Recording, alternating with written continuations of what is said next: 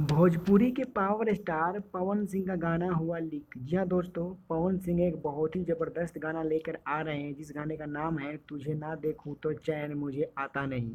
ये गाना हिंदी कुमार सानू का है और कुमार सानू से जब इस बारे में पूछा गया कि आपका गाना भोजपुरी के पावर स्टार पवन सिंह लेकर आ रहे हैं तो आपकी क्या राय है।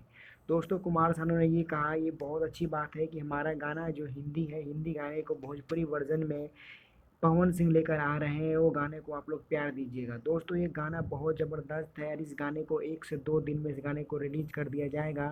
पवन सिंह ने बहुत ज़बरदस्त तरीके से इस गाने को गाया है। हिंदी गाने को भोजपुरी वर्जन में इस गाने को गाया गया है। दोस्तों, पवन सिंह ऐसी चीज़ को पवन सिंह ही कर सकते हैं और कोई नहीं कर सकता। पवन सिंह का ये ज़बरदस्त गाना है जिस गाने का नाम है तुझे ना देखूं तो चैन मुझे आता नहीं, और बहुत जल्द इस गाने को लेकर आ रहे हैं। दोस्तों, वीडियो पसंद आए तो वीडियो को लाइक और चैनल को सब्सक्राइब जरूर करें ताकि हम एक से बढ़ के एक वीडियो आपके लिए लेकर आते रहें। अगर आप सच्चे वाले फैन पवन सिंह का है तो इस वीडियो को लाइक ज़रूर करें। धन्यवाद।